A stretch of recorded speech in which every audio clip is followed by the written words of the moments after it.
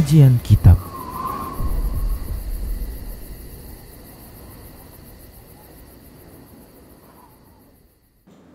Bismillah, assalamualaikum warahmatullahi wabarakatuh. Innal hamdalillah nahmaduhu wa nasta'inuhu wa nastaghfiruh wa na'udzu billahi min shururi anfusina wa min sayyiati a'malina. Man yahdihillahu fala mudilla lahu wa may yudlilhu fala hadiya lahu. Wa asyhadu an la ilaha illallah wahdahu la syarika lahu wa asyhadu anna Muhammadan abduhu wa rasuluhu sallallahu alaihi wasallam. Qala Allah tabaraka wa ta'ala, ya ayyuhalladzina amanu taqullaha haqqa tuqatih wa la tamutunna illa wa antum muslimun. Ya ayyuhan nasu taqu rabbakumul ladzi khalaqakum min nafsin wahidah wa khalaqa minha zawjaha wa bassa minhuma rijalan katsiran wa nisaa wattaqullaha alladzi tasaaluna bihi wal arham innallaha kana 'alaikum raqiba. Ya ayyuhalladzina amanu taqullaha wa qulu qawlan sadida yuslih lakum a'malakum wa yaghfir lakum dhunubakum wa may yuti'illaha wa rasulahu faqad faza fawzan 'azima. Amma ba'd. Fa inna asdaqal hadits kitabullah wa khairal huda huda Rasulillah sallallahu alaihi wasallam wa syarrul umuri muhdatsatuha wa kullu muhdatsatin bid'ah wa kullu bid'atin dhalalah wa kullu dhalalatin finnar.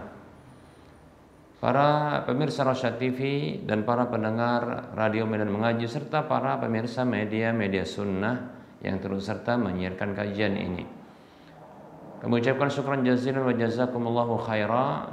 Semoga Allah senantiasa memberikan kebaikan, kebahagiaan dan perlindungan dari segala keburukan dalam kehidupan dunia dan akhirat kita. Para hamba Allah rahimani wa rahimakumullah, kita akan lanjutkan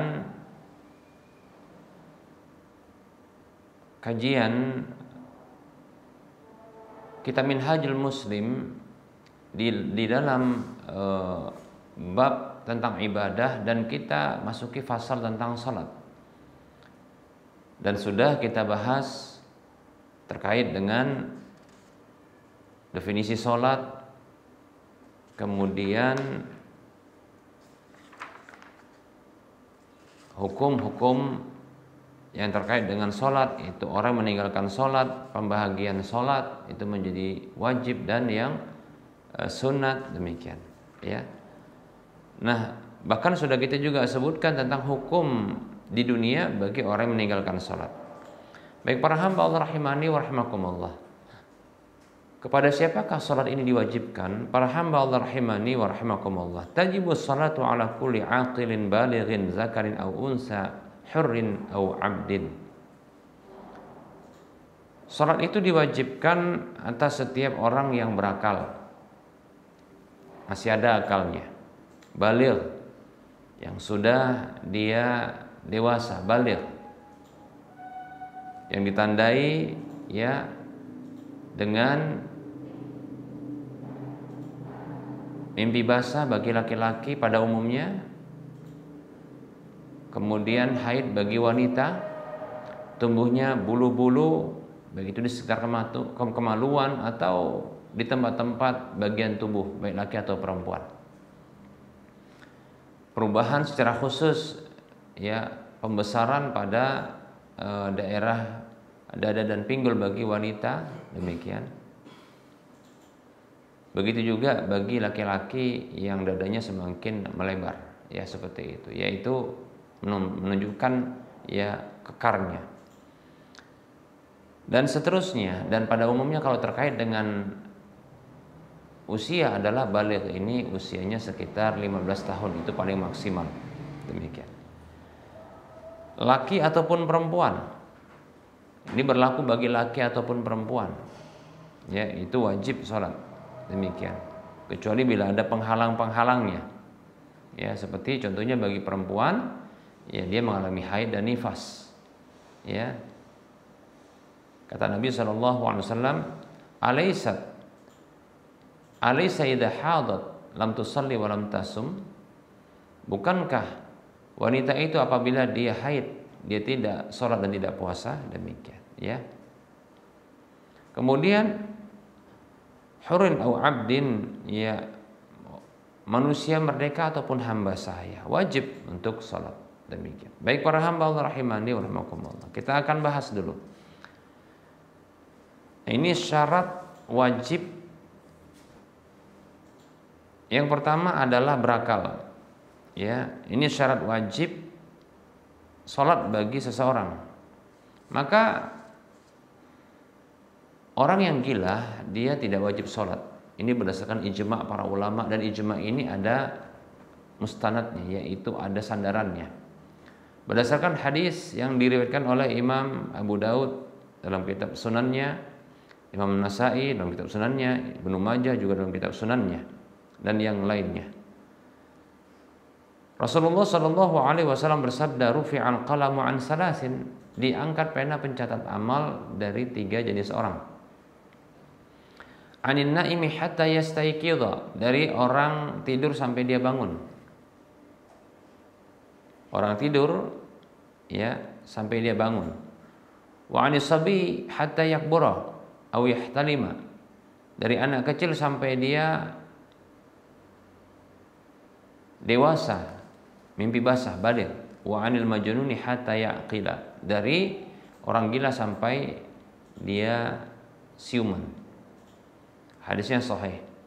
Ini dalil yang menunjukkan bahwasanya, ya, orang gila sepakat bahwasanya tidak wajib salat. Demikian. Adapun bagi orang yang tertutup akalnya, orang yang tertutup akalnya karena sakit atau karena pingsan atau karena obat-obat yang memang dibolehkan, seperti contohnya adalah orang yang dalam kondisi operasi, ya, maka dia dibius. Demikian, ya, tertutup akalnya ketika itu. Maka para ulama mereka berbeda pendapat, ya, tentang orang yang hilang akalnya atau tertutup akalnya, di mana mereka tidak memiliki akal ketika itu dan tidak memahami. Maka dalam kondisi seperti itu terangkat kewajiban darinya.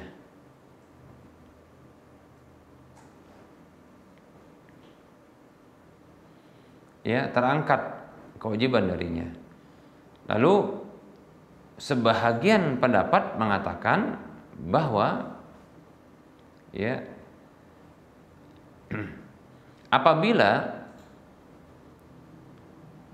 di waktunya tersebut dalam kondisi pingsan, dalam kondisi sakit ataupun mengkonsumsi obat tertentu sehingga tertutup akalnya, yang obat tersebut adalah obat yang memang boleh, seperti tadi kita katakan ketika hendak melakukan operasi harus dibius sehingga pingsan, ya, tertutup akalnya, ya, maka alasannya dikarenakan dia bukanlah orang yang disyariatkan untuk, atau tertutup akalnya, orang yang dia tidak diarahkan ibadah sholat di waktu seperti itu, maka tidak wajib baginya untuk melakukannya di selain waktunya. Oleh karena menurut pendapat yang pertama ini, nah, apabila dia telah sadar, apabila dia telah sempurna akalnya, ya,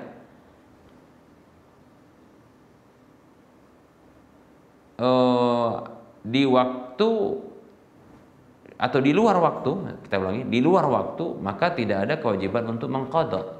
Nah, gitu ya, atau melaksanakan sholat tersebut. Jadi menurut pendapat yang pertama ini, kalau pingsan, tertutup akal karena pingsan, karena sakit, gitu ya, atau karena dibius sampai keluar waktunya, maka tidak ada kewajiban untuk mengqadhanya, menggantinya. Nah, seperti itu menurut satu pendapat ini. Namun apabila masih di waktu yang masih didapati sholat tersebut, maka ketika itu wajib untuk dia melakukan sholat ketika itu, tentunya bersuci terlebih dahulu. Nah, ini pendapat yang pertama. Adapun pendapat yang kedua, ya, pendapat yang mengatakan bahwasanya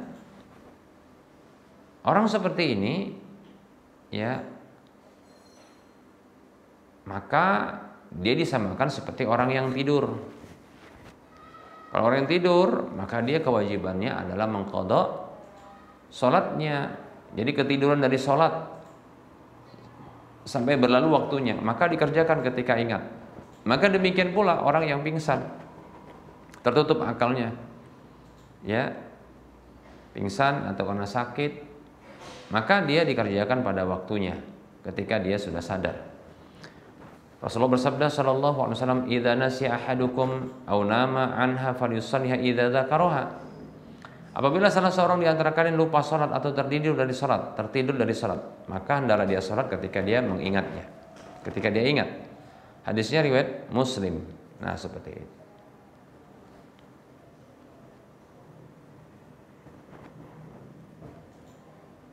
Baik para hamba Allah rahimani wa rahimakumullah. Jadi wallahu taala alam, menurut pendapat yang kuat adalah pendapat bahwasanya orang tersebut masih diwajibkan untuk mengqadha atau melakukannya ya walaupun sudah lewat waktunya. Seperti itu. Jadi pokoknya kalau pingsan tertutup akalnya karena mungkin sakit ataupun dibius, maka ketika itu kalau dia sadar sudah di luar waktu, baik itu sadarnya di dalam waktu salat atau di luar waktu, maka kewajibannya melakukan salat ketika itu. Kalau terlingkar beberapa salat, maka dilakukan juga tetap. Wallahu taala alam, ini pendapat yang kuat. Ya, wallahu taala alam. Adapun orang yang mabuk, ya, adapun orang yang mabuk, ya, orang yang tertidur dari sholatnya atau lupa sampai keluar waktunya, ya, maka orang-orang seperti ini tadi kita sudah katakan hadisnya, ya, wajib untuk melakukan sholat, ya, ketika dia ingat atau ketika dia sadar, demikian, ya, ketika dia sadar, maka mereka tetap melakukannya, demikian. Ya, tadi sudah kita katakan dalilnya dalam hadis yang diriwayatkan oleh Muslim, idza nasiya ahadukum salatan aw nama anha falyusalliha idza dzakaraha. Apabila salah seorang di antara kalian lupa salat atau tertidur dari salat, maka hendaklah dia salat ya tatkala dia ingat. Demikian, ya.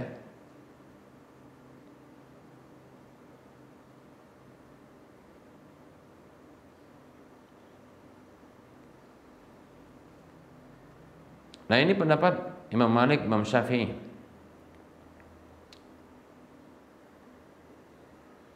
Ya.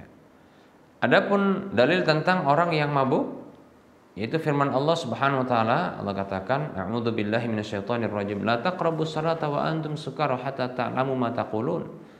Jangan kalian dekati salat dalam kondisi kalian mabuk sampai kalian mengetahui apa yang kalian ucapkan. Bagi orang yang mabuk, maka tidak dibenarkan oleh Allah SWT untuk melakukan salat sampai dia mengetahui apa yang dia ucapkan. Berarti sampai dia sadar, baru dia melakukan salat. Nah, seperti itu. Nah, ini pendapat Imam Maliki, ulama-ulama mazhab Maliki dan Syafi'i. Hanya saja ada di antara mereka yang membedakan ya antara mabuk yang disengaja mabuk dengan mabuk yang tidak disengaja. Jadi kalau mabuknya karena minum minuman keras, ya, maka itu dibedakan dengan mabuk yang tidak disengaja. Baik para hamba Allah rahimani rahimakumullah, ya. Syekh Muhammad Shalih Utsaimin rahimahullah taala mengatakan atau memilih bahwasanya apabila seseorang itu kehilangan akalnya dengan perbuatan yang dilakukannya, ya, dan atas dasar pilihannya karena mengkonsumsi obat-obatan terlarang, ya, maka wajib baginya untuk mengqadha kalau sampai mabuk seperti itu. Ya. Namun apabila mabuknya itu tidak disengaja, bukan atas terpilihan. Contohnya mengkonsumsi makanan tiba-tiba mabuk begitu, atau minuman karena ternyata minuman tersebut adalah memabukkan tanpa diketahuinya. Maka orang seperti ini tidak ada qadha baginya kalau seandainya sholatnya sampai lewat waktu, demikian ya.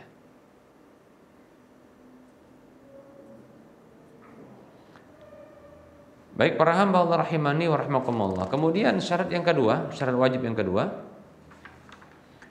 adalah baligh. Ya. Baligh.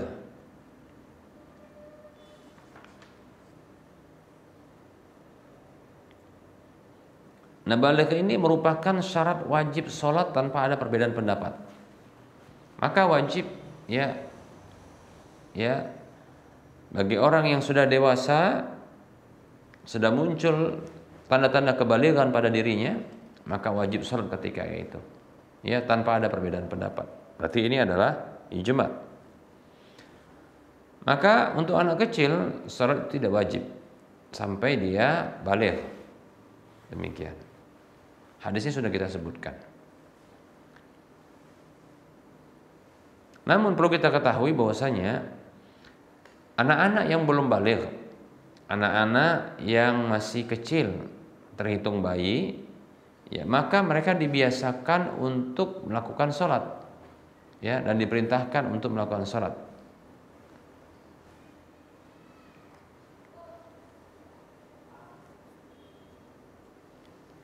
Anak kecil tidak wajib sholat, hanya saja wajib bagi walinya, ya, atau orang yang ngurusin dia untuk memerintahkan dia untuk sholat ketika dia berusia 7 tahun. Dan diberikan sanksi hukuman bagi anak tersebut apabila di usia 10 tahun dia mengabaikan sholat tersebut. Berdasarkan hadis Nabi SAW dalam hadis yang diriwayatkan oleh Imam Abu Daud, Tirmidzi,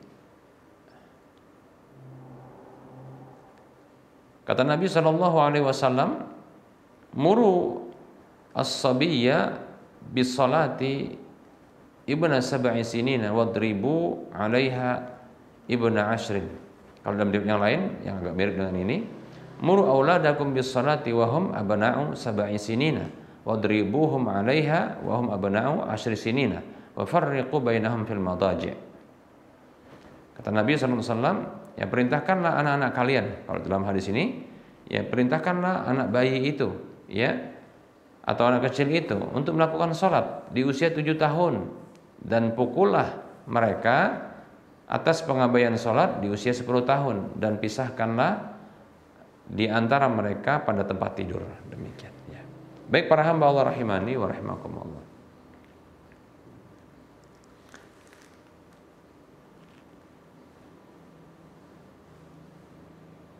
Ini pendapat ulama mazhab Maliki, Syafi'i dan Hambali yang berpendapat bahwasanya wajib bagi para wali untuk, ya, wali atau orang yang ngurusin mereka untuk memerintahkan mereka di usia 7 tahun untuk sholat.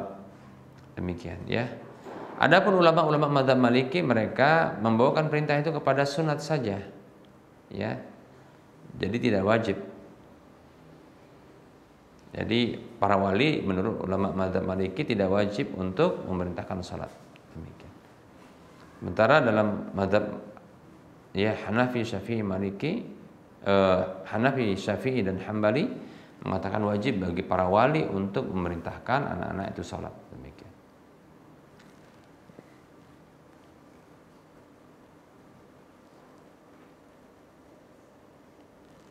Karena di sini Rasulullah memerintahkan, hukum asal perintah adalah wajib.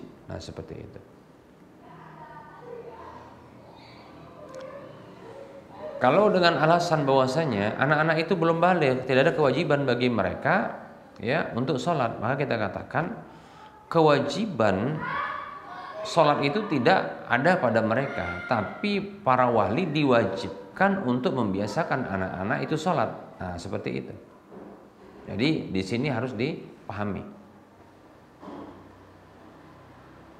Tapi yang jelas di sini ada perbedaan pendapat. Menurut pendapat yang kuat, wallahu taala alam, ya para wali wajib untuk memerintahkan anak-anak itu sholat di usia 7 tahun. Demikian.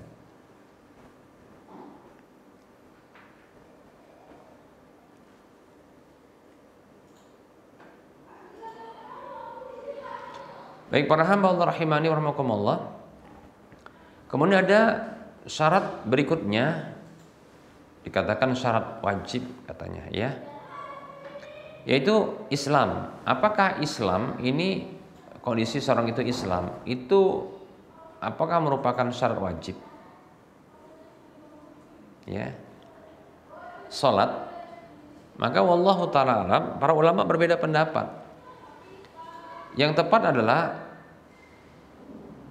keislaman itu merupakan syarat sahnya salat. Syarat sahnya salat Islam. Jadi kalau dia tidak Islam, maka tidak sah salatnya, tertolak salatnya karena kekafirannya. Demikian, ya. Adapun Islam bukan syarat wajib.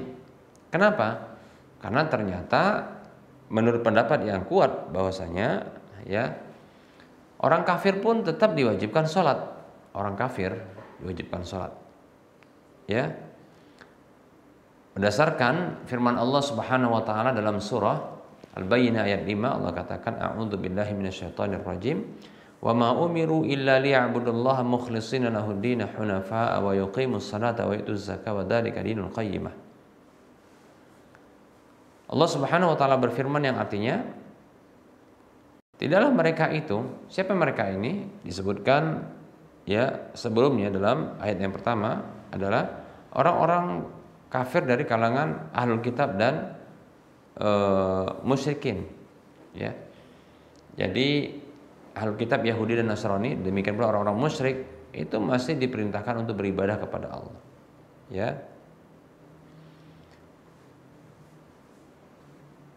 Wa ma umiru illa liya'budullaha mukhlishina lahud-din. Tidaklah mereka itu, orang-orang kafir itu diperintahkan kecuali untuk beribadah kepada Allah dengan mengikhlaskan ketaatan kepada Allah. Wa yuqimus shalah hunafa'a, ya, lurus, kemudian wa yuqimus shalah wa yutuz zakah. Mendirikan salat dan menunaikan zakat. Wa dzalika dinul qayyimah. Itu adalah agama yang lurus, demikian.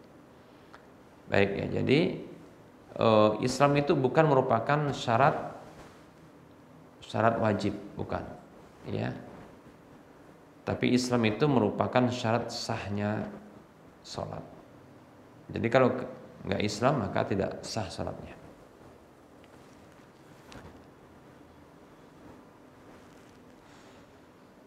Jadi orang kafir masih masih diwajibkan, orang kafir itu masih diwajibkan sholat, ya. Orang kafir itu masih diwajibkan sholat, ya. Karena Allah perintahkan wa ma umiru illa liya'budullaha mukhlishina lahud-din hunafa wa yuqimus salata wa yutuz zakah.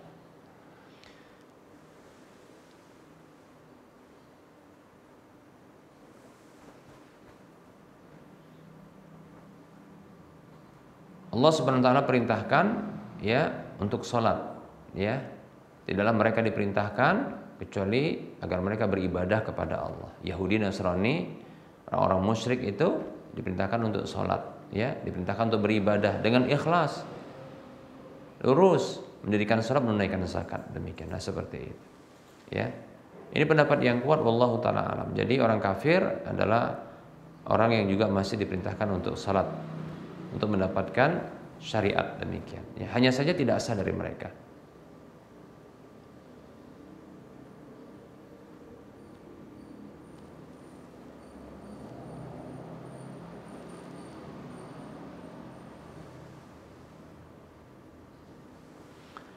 Baik para hamba Allah rahimani wa rahimakumullah. Nah, kita cukupkan untuk penyampaian materi, ya. Insyaallah taala kita akan lanjutkan pada waktu mendatang. Baik ya. Nah, ini ada pertanyaan.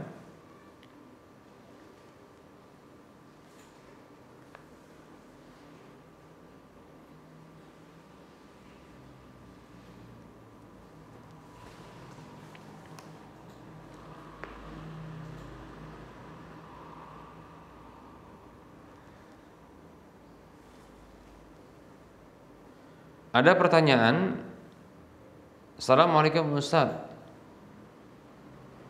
mau bertanya, mertua saya sekarang sedang dalam proses perceraian, jadi ingin bertanya terkait hukum nafkah untuk istri. Apakah ada tuntunan untuk perhitungan selama proses perceraian dan setelah jatuh talak?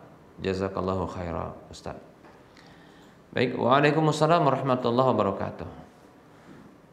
Semoga Allah Subhanahu wa taala memberikan kita rumah tangga yang penuh dengan sakinah mawaddah warahmah. Semoga Allah Subhanahu wa taala menjadikan rumah tangga kita itu selalu bahagia dan penuh cinta sampai ke surga. Semoga Allah Subhanahu wa taala menjadikan pasangan-pasangan hidup kita itu memiliki kesolehan ya, sehingga nanti bisa kita bersama dengannya di surga Allah Subhanahu wa taala. Amin ya rabbal alamin. Ketika bisa bersama, kenapa harus berpisah? Ketika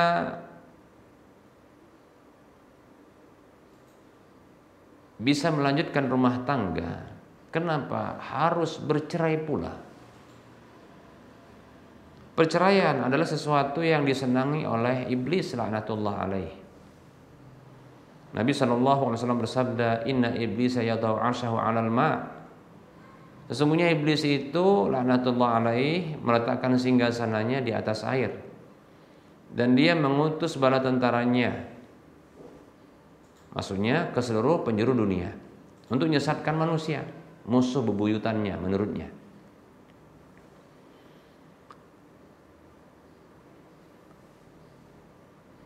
Lalu Rasul mengatakan,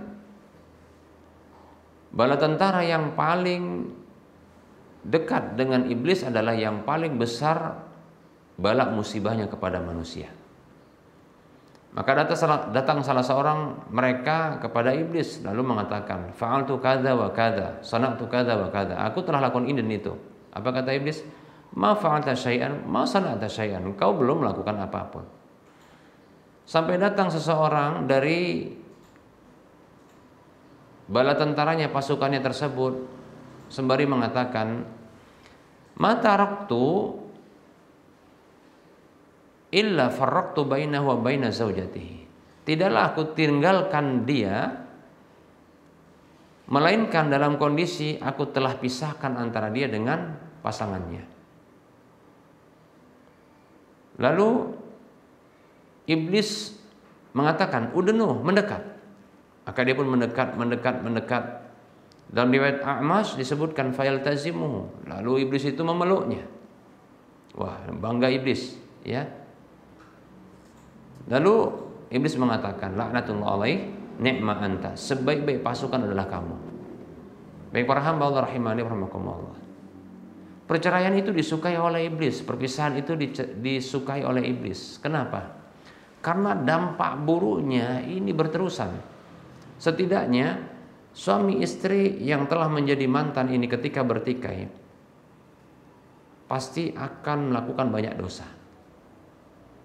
Kalaulah tidak dia melakukan ghibah dengan mengungkapkan keburukan-keburukannya.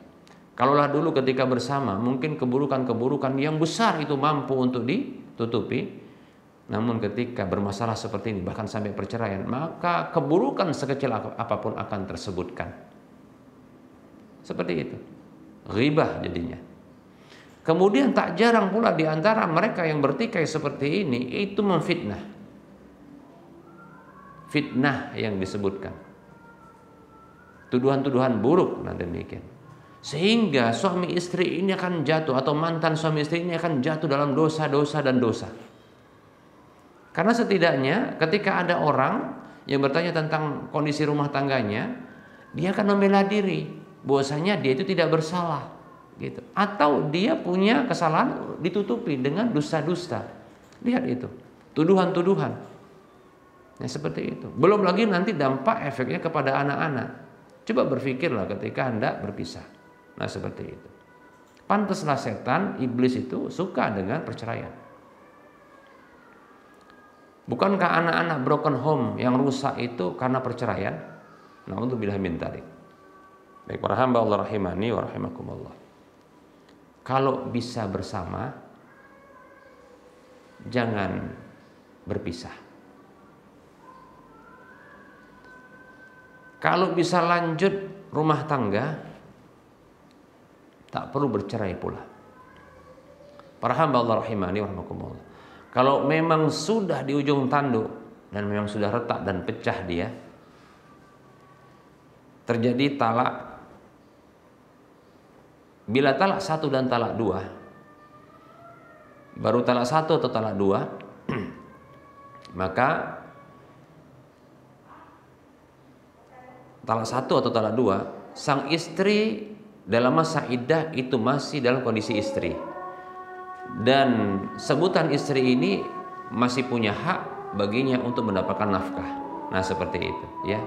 Jadi dalam talak 1 dan talak 2, maka dalam masa iddah talak 1, talak 2, maka wanita yang ditalak itu masih berstatus istri dan istri wajib untuk dinafkahi. Maka dalam masa iddah itu masih terhitung ada kewajiban untuk memberikan nafkah. Demikian. Ya. Kalau dalam proses cerai tapi sudah ada kalimat talak yang diucapkan, maka itu sudah berlaku. Masih ada kewajiban ya memberikan nafkah. Jadi dalam proses cerai ataupun sudah tersebutkan talak, selama masih dalam masa iddah talak 1 dan talak 2, maka atau talak 1 atau talak 2, maka di sini masih statusnya istri dan masih wajib bagi suami untuk memberikan nafkah. Demikian. Wallahu ta'ala a'lam. Barangkali ini saja yang bisa kita sampaikan karena sudah masuk waktu sholat zuhur untuk wilayah Medan dan sekitarnya. Tentunya dalam penyampaian ini banyak kekurangan dan kesalahan. Kebenaran itu datang dari Allah, maka ambillah. Kekurangan dan kesalahan serta kekeliruan itu datang dari saya pribadi dan bisikan syaitan, maka abaikan, tinggalkan dan maafkan. Kepada Allah saya mohon ampun, dan kepada para pemirsa, para pendengar saya mohon maaf. Sebelum kita mengakhiri perjumpaan, seperti biasa kita memberikan motivasi kepada saudara-saudara seiman, para pemirsa dan para pendengar sekalian. Mari kita berdonasi untuk memiliki aset akhirat yang minimal pahalanya 700 kali lipatnya. Apabila kita arahkan harta kita untuk membangun rumah Allah di permukaan bumi ini, maka Allah akan bangunkan sebuah rumah di surga. Dan apabila dimanfaatkan, maka ini akan terus mengalir pahalanya. Mari berdonasi untuk membangun Masjid Al-Muwahhidin, rumah Allah di bumi Medan ini, yang akan menjadi pusat kajian Islam yang berbasis sunnah insyaallah ta'ala di wilayah Medan. Silakan transfer ke nomor rekening Bank Syariah Indonesia di nomor 717127485555 atas nama Yayasan Lajnah Dakwah Medan, kode bank 451. Semoga Anda termotivasi dan semoga bermanfaat. Mohon maaf atas segala kekurangan. Kita ketemu lagi di lain kesempatan. Wassallallahu ala Muhammad wa ala alihi wa ashabihi ajma'in. Subhanakallahumma wa bihamdika asyhadu an la ilaha illa anta astaghfiruka wa atubu ilaika walhamdulillahi rabbil alamin. Wassalamualaikum warahmatullahi wabarakatuh.